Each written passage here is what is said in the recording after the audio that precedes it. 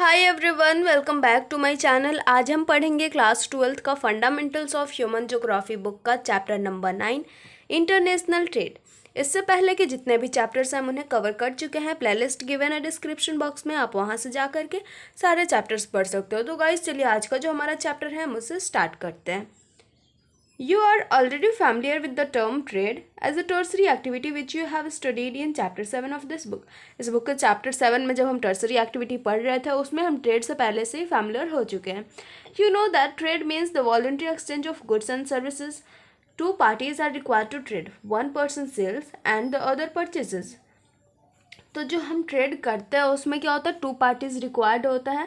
उसमें one person जो है सेल करता है एंड जो सेकंड पर्सन होता है वो क्या करता है, परचेज करता है। In certain places people barter their goods for both the parties. Trade is mutually beneficial. कुछ प्लेसेस होते हैं, सर्टेन प्लेसेस पे क्या होता है, बार्टर सिस्टम का यूज़ करके गुड्स का एक्सचेंज किया जाता है। तो बार्टर सिस्टम ही ऐसा होता है जिसमें कि हम डायरेक्टली क्या करते हैं, गुड्स को एक दूसरे गुड्स से एक्सचेंज करते हैं। और ये जो ट्रेड है वो काफ़ी ज़्यादा बेनिफिशियल भी होता था। नेक्स्ट है ट्रेड में be conducted at two levels. Two levels पे ये ट्रेड कंडक्ट किया जाता है। फर्स्ट है इंटरनेशनल एंड सेकंड है national. International trade is the exchange of goods and services among countries across national boundaries. तो जो इंटरनेशनल ट्रेड होता है वो वो किसके बीच में होता है, तो वो एक कंट्री से दूसरी कंट्री के बीच में होता है। Countries need to trade to obtain commodities they cannot buy them, they cannot produce themselves or they can purchase elsewhere at a low price। तो अब हम देखेंगे कि जो कंट्रीज़ है वो किसी और कंट्री से कोई भी चीज़ परचेज क्यों करेगा, उसके साथ ट्रेड क्यों करेगा। तो ये है इसका फर्स्ट रीज़न कि कोई भी कंट्री इसलिए किसी और कंट्री से ख़रीदेगा कोई भी सामान क्योंकि उसके पास इतनी क्षमता नहीं है कि वो उस कमोडिटी को ऑब्टेन कर सके अपने देश में। और दूसरा रीज़न है कि हो सकता है किसी और कंट्री में उसे वो कमोडिटी लोअर प्राइस में मिलता है, इसलिए वो क्या करता है, उसे ख़रीद लेता है। The initial form of the trade is primitive society was the barter system. जो इनिशियल फॉर्म है प्रिमिटिव सोसाइटी का जो ट्रेड होता था उसका जो इनिशियल फॉर्म था वो क्या था, बार्टर सिस्टम। इसमें क्या होता है, where direct exchange of goods took place. Goods का डायरेक्टली एक्सचेंज हो जाता है। In this system if you were a potter and were in need of a plumber, you would have to look for a plumber who would be in need of parts and you could exchange your parts for his plumbing services।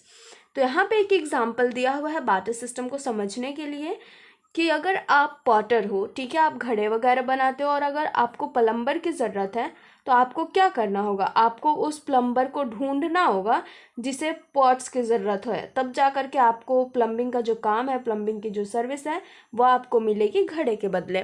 तो ये था हमारा barter system का एक example. अब हम आगे देखते हैं। The difficulties of barter system were overcome by the introduction of money. तो जैसे ही मनी का इंट्रोडक्शन हुआ बार्टर सिस्टम की जितनी भी डिफ़िकल्टीज थी वो ओवरकम हो गई। In the olden times before paper and coin currency. तो अब हम ये देखेंगे कि जो ओल्डन टाइम्स थे, पेपर और करेंसी का जब वो नहीं हुआ था, इंट्रोडक्शन नहीं हुआ था, तब कौन सी चीज़ें यूज़ होती थी हमारा जो ट्रेड है उसमें। Came into being rare objects with very high intrinsic value served as money like flintstones, obsidian, cowrie shells, tiger's paws, whale's teeth, dog teeth, skins, furs, cattle, rice, peppercorns, salt, small tools, copper, silver and gold। तो आप यहाँ पे देख सकते हो कि ये क्या है, ये सारी चीज़ें वो चीज़ें हैं जिनको हम यूज़ करके ट्रेड करते थे। कोई भी सामान जब हमें ख़रीदना होता था तो बदले में हमारे पास क्या होता था, पेपर्स की करेंसी, पेपर्स और करेंसी नहीं होते थे तो हमें क्या करना होता, हम डॉग के टीथ दे करके हम ले सकते हैं, वेल्स टीथ, ये सारी चीज़ें क्या थी, ट्रेड की एक हिस्सा थी। अब यहाँ पे डू यू नो, क्या आप जानते हो, तो ये सैलरी के बारे में है कि सैलरी जो वर्ड है वो कहाँ से स्टार्ट हुआ। तो the word salary comes from the Latin word salarium which means payment by salt. तो ये पेमेंट जो है साल्ट के थ्रू किया जाता था, इसलिए इसका नाम था salarium. As in those times producing salt from sea water was unknown and could only be made from rock salt which was rare and expensive. तो पहले के टाइम में क्या होता, सी वाटर से भी साल्ट निकाला जा सकता है, ये बात से सब लोग अनजान थे, इसको कोई नहीं जानता था। तो जो रॉक साल्ट था, रॉक से जो साल्ट बनाए जाते थे वो रेयर था एंड एक्सपेंसिव था, इसलिए that is why it became a mode of payment, इसलिए इसको क्या पेमेंट का मोड माना गया था। नेक्स्ट है हिस्ट्री ऑफ इंटरनेशनल ट्रेड। अब हम ये देखें कि इंटरनेशनल ट्रेड की क्या हिस्ट्री है। In ancient times, transporting goods over long distances was risky, hence trade was restricted to local markets. बात कर ले हम एंशियंट टाइम्स की, तो जो ट्रांसपोर्टिंग था गुड्स का, तो लॉन्ग डिस्टेंसेस पे काफ़ी ज़्यादा ये रिस्की था, कोई भी इतना बड़ा रिस्क नहीं उठाता था, इसलिए जो गुड्स का जो ट्रेड होता था वो लोकल मार्केट्स में किया जाता था। People then spent most of their resources on basic necessities like food and clothes. तो जो उनकी जितने भी मनी या फिर जो भी रिसोर्सेज वो किसी और चीज़ को बाय करने के लिए यूज़ करते थे, तो वो किस पे खर्च करते थे, अपने फूड पे खर्च करते थे और क्लोथ्स पे खर्च करते थे। Only the rich people bought jewelry, costly dresses and this resulted in trade of luxury items. तो जो रिच पीपल हुआ करते थे वो तो भाई इतने में मानेंगे नहीं, तो वो क्या करते थे, वो ज्वेलरी वगैरह कॉस्टली ड्रेसेस खरीदते थे, और इसी का रिजल्ट क्या हुआ कि ट्रेड ऑफ लग्जरी आइटम्स भी स्टार्ट हो गया। The silk route is an early example of long distance trade connecting Rome to China. जो सिल्क रूट है वो क्या है, बहुत ही ज़्यादा एक लॉन्ग डिस्टेंस ट्रेड है, जो कि ट्रेड रूट है जो क्या करता है, रोम को चाइना से कनेक्ट करता है अलॉन्ग द 6000 किलोमीटर रूट। ये जो पूरा रूट है वो 6000 किलोमीटर है। The traders transported Chinese silk, Roman wool, and precious metals and many other high-value commodities from intermediate points in India, Persia and Central Asia. तो इस रूट के through क्या होता था कि जो ट्रेडर्स थे वो चाइनीज सिल्क को कैरी करते थे, रोमन वूल कैरी करते थे, और क्या करते थे, प्रेसियस मेटल्स और many other things, high value commodities India से भी ले जाते थे, पर्सिया से भी और सेंट्रल एशिया से भी, इस रूट के through. After the disintegration of the Roman empire, European commerce grew during 12th and 13th century. With the development of ocean-going warship trade between Europe and Asia grew and Americas was discovered.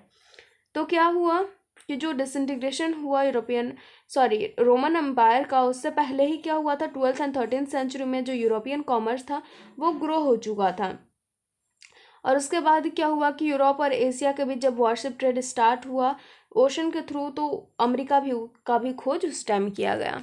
जो next है वो है हमारा 15th century onwards, the European colonialism began and along with trade of exotic commodities, a new form of trade emerged which was called slave trade. तो जो ये trade हो रहा था उस टाइम में 15th सेंचुरी की ये बात है, तो एक्सोटिक कमोडिटीज़ के साथ साथ जो new form of trade start हुआ वो किस चीज़ का हुआ, स्लैव ट्रेड।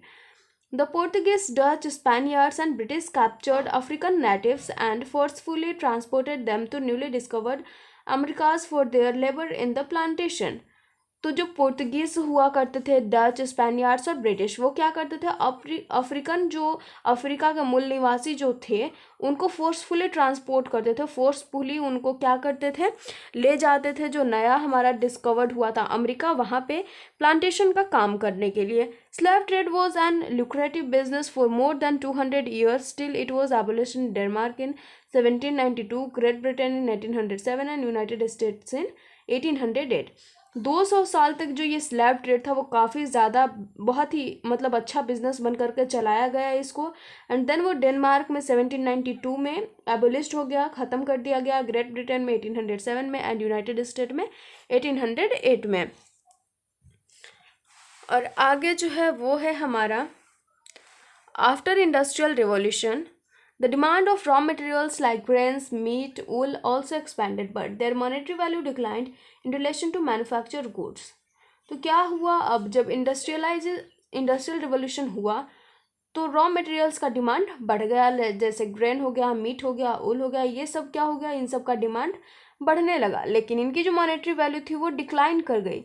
कैसे, मैन्युफैक्चर गुड्स जो इनसे बने हुए और जो गुड्स होते थे उनकी वैल्यू हाई हो जाती थी और इनकी वैल्यू क्या होती थी, डिक्लाइन हो जाती थी। The industrialised nations imported primary product as raw materials and exported the value added finish products back to the non industrialised nations. जो इंडस्ट्रियलाइज्ड नेशंस थे वो क्या करते थे, प्राइमरी प्रोडक्ट्स रॉ मटेरियल्स ले जाते थे उस कंट्री से जो कि नॉन इंडस्ट्रियलाइज्ड होता था और फिनिश प्रोडक्ट वापस वहाँ पे वापस कर देते थे, ठीक है, मतलब जहाँ से लेकर जाते थे वो वहीं पे उसको फिनिश प्रोडक्ट को वापस कर देते थे, बट वो जितने में ले जाते थे वो उससे कहीं ज़्यादा जो है क्या होता था, इसका कॉस्ट जो है हाई होता था प्रोडक्ट का। In the latter half of 19th century, regions producing primary goods were no more important. Industrial nations became each other's principal customers. लेकिन 19th century, latter half of 19th century क्या हुआ, जो primary goods के जो producer थे, जहाँ से raw materials carry किया जाता था, वो बहुत ज़्यादा इंपॉर्टेंट नहीं रह गए। इंपॉर्टेंट कौन रह गए, तो जो इंडस्ट्रियल रीजन्स थे वो रह गए। इंडस्ट्रियल रीजन्स एक दूसरे के प्रिंसिपल कस्टमर बन गए, और जो प्रोड्यूसिंग कंट्री थे, जो रॉ मटेरियल्स प्रोड्यूस करते थे, वो इम्पॉर्टेंट नहीं रहे। During the world war first and second, countries impose trade taxes and quantitative restriction for the first time. During the post-war period, organizations like General Agreement for Tariffs and Trade, which later became the World Trade Organization, helped in reducing tariff. तो जब first world war and second world war हुआ तब क्या हुआ, countries ने trade taxes and quantitative restriction क्या कर दिया, इम्पोज कर दिया। फिर जब पोस्ट वॉर पीरियड था तो उस टाइम में ऑर्गेनाइजेशन से स्टार्ट किए गए, जैसे कि agreement for tariff and trade, जिसको बाद में नाम दिया गया वर्ल्ड ट्रेड ऑर्गेनाइजेशन का। आगे है why does industrial trade exist. अब इंडस्ट्रियल नहीं है, इंटरनेशनल ट्रेड एग्जिस्ट क्यों करता है। International trade is the result of specialisation in production. It benefits the world economy if different countries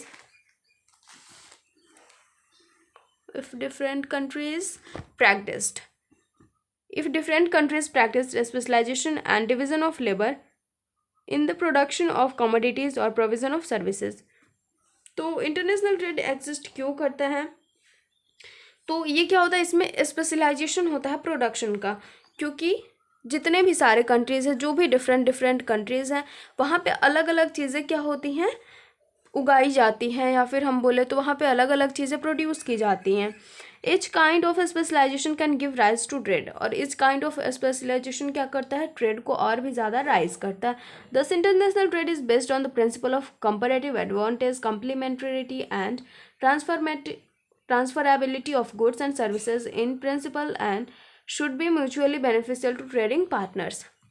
ये क्या है, इसमें काफ़ी ज़्यादा एडवांटेजेस हैं, एंड जो ट्रेडिंग पार्टनर्स होते हैं उनके लिए भी ये काफ़ी ज़्यादा बेनिफिशियल होता है। In modern times trade is the basis of world economic organisation and is related to the foreign policy of nations. With well-developed transportation and communication system, no country is willing to forego the benefit derived from participation in international trade। Modern time में क्या हुआ, पहले तो उतना कुछ ज़्यादा नहीं होता था, लेकिन ट्रेड बहुत ही ज़्यादा अच्छा हो गया। इसका जो रिलेशन हो गया foreign policy of nations, related to the foreign policy of nations with well developed transportation. अब ये कैसे, मतलब किसी और कंट्री से बहुत अच्छे से कनेक्ट हो गया, तो ट्रांसपोर्टेशन बहुत अच्छा हो गया, कम्युनिकेशन बहुत अच्छा होगा, कम्युनिकेशन सिस्टम। तो अब कोई भी कंट्री ये नहीं चाहेगा कि उसका जो बेनिफिट हो रहा है इंटरनेशनल ट्रेड से वो उसको छोड़ दे।